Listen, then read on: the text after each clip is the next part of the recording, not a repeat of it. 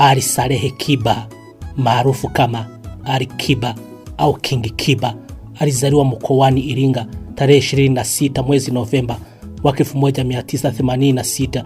Ni mwanamuziki wa Tanzania, mwimbaji na mtunzi wa nyimbo chini ya lebo yake ya Kings Music Records, ana lebo aliyokuwa akifanyia kazi, yani Rockstar, ambayo alikuwa miongoni mwa wamiliki wake.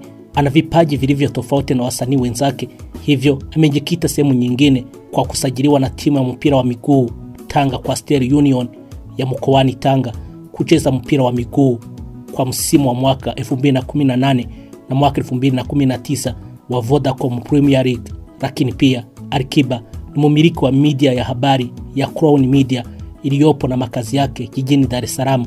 Ali Kiba alizaliwa na Saleh Omar na Tombwe Njere. Ni mtoto wa kwanza kati ya watoto wanne kwa familia yao, akifuatiliwa na Abdul Saleh Kiba ambaye pia ni mwanamuziki, Zabibu Kiba ambaye ni dada yake, na Abu Kiba mdogo wao wa kiume wa mwisho. Alifanikiwa kupata tuzo mbalimbali. Katika mwaka 2011 Ali Kiba alichaguliwa kama msanii wa kwanza Afrika Mashariki, yani Tanzania, Kenya na Uganda. Kwa mwaka 2015 ameshinda tuzo 5 za Kilimanjaro Awards. Tarehe 20 Mei mwaka 2016 kampuni ya kimataifa inayojishughulisha na muziki, yani Sony Music Entertainment, ilitangaza kumsainisha mkataba wa kufanya kazi naye.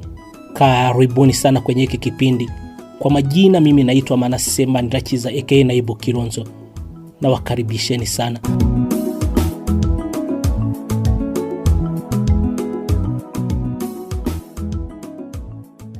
Hii ni historia ya maisha ya Ali Kiba tangu kuzaliwa kwake hadi leo.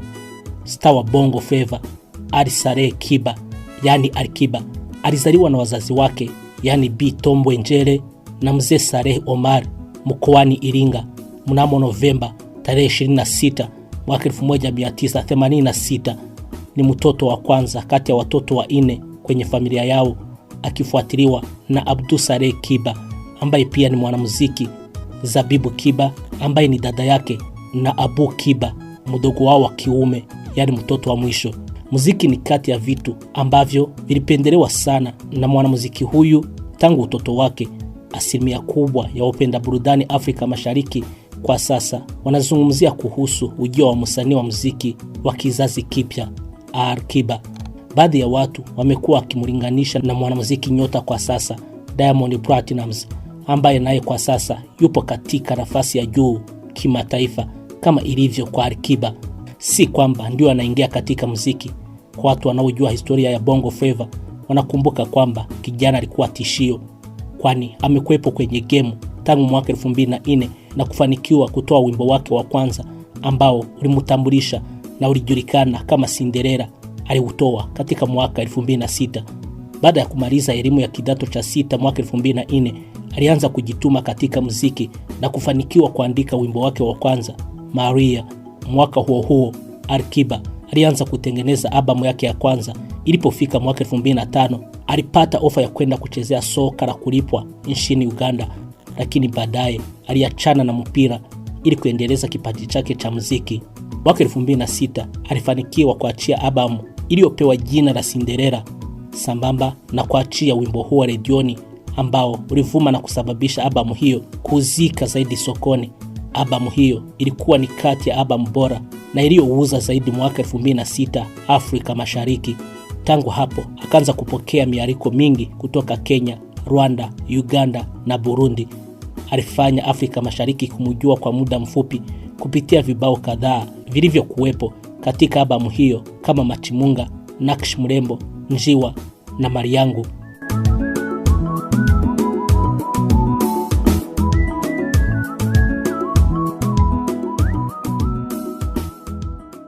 Kama vile nimekuelezea, Ali Kiba pia anapenda kujiita jina la msimbo kama King Kiba. Anamiliki kituo cha King Music na kundi la Crown. Ali Kiba ni msanii ambaye amesifika sana katika tasnia ya muziki kwa muda mrefu sana. Katika safari yake ya muziki, Ali Kiba ni mwanamuziki sifika na kuwa na uwezo wa kupromosha magoma mazito mazito. Ali Kiba pia ni mwigizaji, mwelekezaji na mwanasoka hodari sana. baadhi ya vibao ambavyo Alikiba amewahi kuvitoa ni kama Mwana, Aje, Chekecha, Nakshi Mrembo, Usiniseme, miongoni mwa vingine vingi. Alikiba ni msanii ambaye amevuma sana kimuziki na kutoa zawadi na tuzo kocho ndani na nje ya Tanzania. Ulipofika mwaka 2011, Alikiba alijipa mapumziko mafupi, kisha karudi mwaka 2014 na kibao Mwana, kibao ambacho kilivuma na kupokelewa vyema na mashabiki waliopendezwa na mahadhi yake kisauti na ujumbe mzito uliokuwa humo ndani, jambo ambalo lilisababishwa kutuzwa na kupokea zawadi kocho zaidi ya tuzo 5. Katika orodha hiyo, kibao chake cha Aje kiliorodheshwa nambari 3 katika nyimbo 100 za Tanzania kati ya mwaka 2012 hadi mwaka 2022. Alikiba alishirikiana na wasanii mbalimbali kuhakikisha kuwa anaimarisha kipaji chake vyema na kuhakikisha kuwa kila kitu kinamwendea shwari. Baadhi ya wasanii ambao aliwahi kushirikiana nao ni kama vile Pato Ranking, Sauti Sol, Mario, Nyashisiki na wengine.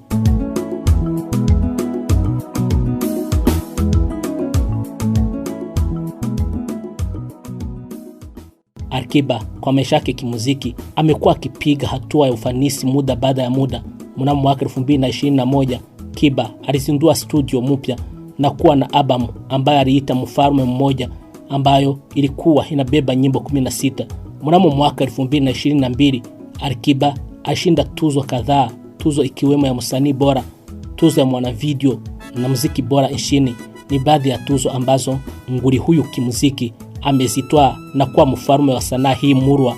Mwezi wa Oktoba tarehe 3 mwaka 2024, Alikiba alizindua station yake mpya ya radio kwa jina la Crown FM 92.1, kitu ambacho mawimbi yake yanashika Tanga, Pwani, Zanzibar, Dar es Salaam na Tanga. Kwa hivyo bila shaka msanii Alikiba amekuwa kielelezo chema na mafanikio bora na mfano bora na hai wa kuigwa. Alikiba amekuwa akishirikiana na msanii Darasa katika korabo ya kucharaza vibao moto. Alikiba anasalia kuwa miongoni mwa wasanii ambao malengo yao yako juu na wanatumia muziki jinsi inavyostahili ili kuwalea wanamuziki chipukizi.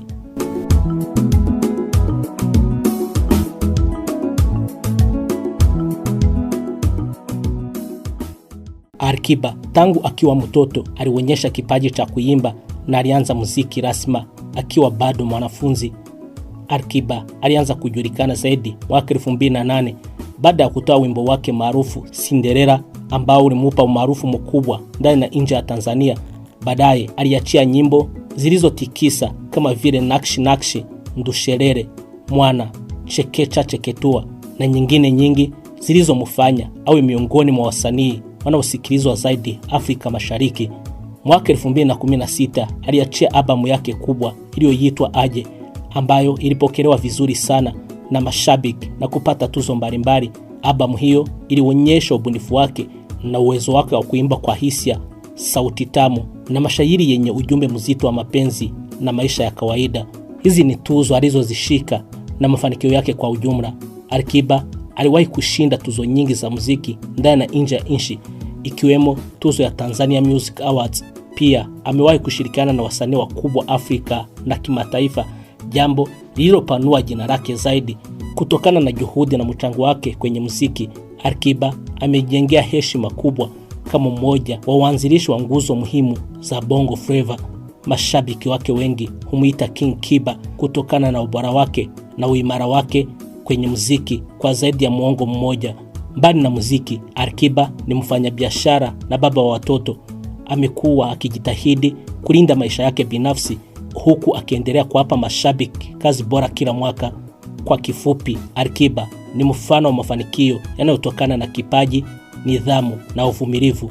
Ameiweka Tanzania kwenye ramani ya muziki wa Afrika na kuendelea kuwa msanii anayependwa na kizazi cha zamani na kipya. Alikiba ni mmoja wa wasanii wa kongwe waliouasisi muziki wa Bongo Flava Tanzania na kuufanya upendwe hadi kufikia hivi leo. Watanzania wote wanajivunia muziki wa kwao kwa kiasi kikubwa. Moja ya vitu vilivyompa umaarufu mkubwa Alikiba na sauti yake pamoja na uandishi wake uliotukuka usiochosha kusikia masikioni mwako. Kwa mujibu wa tafiti nyingi zilizofanywa na watu wa burudani nchini Tanzania, inasemekana hizi ni baadhi ya nyimbo zake zitakazoishi maisha yote bila kuchuja, ikiwa wimbo wake wa kwanza ni Karimu. Wimbo wa Karimu ni miongoni mwa nyimbo chache zilizowahi kufanya vizuri kwa muda mrefu nchini Tanzania kutokana na story na ujumbe uliokuwemo kwenye wimbo huo.